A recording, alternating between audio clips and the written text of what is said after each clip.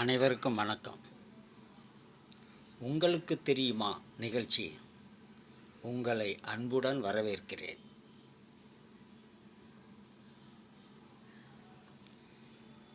சொர்க்கம் எங்கே இருக்கிறது? குடும்பத்தில்தான் இருக்கிறது. அதுவும் கூட்டு குடும்பத்தில்தான் சொர்க்கம் நிறைந்திருக்கிறது. கணவன், மனைவி, அப்பா, அம்மா, குழந்தை, குட்டி, சொந்தம், பந்தம், நல்லது கெட்டது அனைவரும் கூடும் பொழுதும் கலகல என்ற சிறுபொலியும் குழந்தைகளின் சுட்டித்தனமும் குழந்தைகள் செய்யும் சேட்டைகளும் சிரிப்பொலியும் சின்ன சின்ன சினுங்கல்களும் இதையெல்லாம் காணும் பொழுது வேறு என்ன வேண்டும்? அதுதான் சொர்க்கம். மண்ணில் வந்த சொர்க்கம், மண்ணில் நாம் காணும் சொர்க்கம், நிஜத்தில் காணும் சொர்க்கம். சொர்க்கம் எங்குமே இல்லை. இறந்த பின்பு சொர்க்கத்துக்கு போவான், நரகத்துக்கு போவான் என்று சொல்லுகிறார்கள். அதெல்லாம் யாரும் நம்ப வேண்டாம். இருக்கா இல்லையா இதெல்லாம் கற்பனை. மூதியோர், நம் முன்னோர்கள் மண்ணில் மனிதன் இப்படி வாழ வேண்டும் என்பதற்காக சொல்லி வச்ச கதை. செத்த பின்பு சொர்க்கம், நரகம் அதெல்லாம் வெறும் கட்டுக்கதை. அது நடந்தாலும் நமக்கு தெரியாது. இறந்த பின்பு நமக்கு என்ன நடக்கிறது என்று யாருக்கு தெரியும்?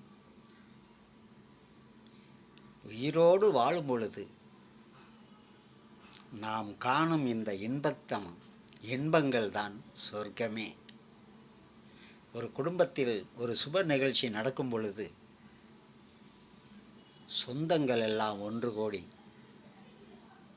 பெண்கள், குழந்தைகள், சிறுவர்கள், சிறுமிகள் எல்லோரும் ஆடி பாடி ஓடி ஒடிய சின்ன சின்ன செல்லுமிசங்கள், அது விளையாடும் விளையாட்டுகள், துள்ளி ஓடி கீழே விழுந்து ஆ என்று அழும் பொழுதும் கலகல என்று சிரிக்கும் பொழுதும் அதை காணுகின்றோமே, அதுதாங்க சொர்க்கம். சொர்க்கம் வேறு எங்குமே இல்லை. அனுபவியுங்கள். சொந்த பந்தங்களை மதியுங்கள். உற்றார் உறவினர்களை அன்போடு வரவேறுங்கள். நீங்களும் சொந்தங்களோடு உறவாடி மகிழுங்கள். இருக்கிறது கொஞ்ச காலம்.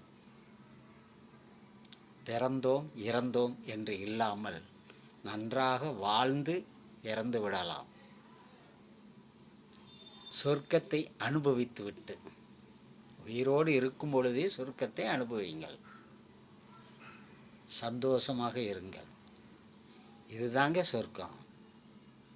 பிடித்திருந்தால் லைக் பண்ணுங்கள், ஷேர் பண்ணுங்கள், கமெண்ட் பண்ணுங்கள்.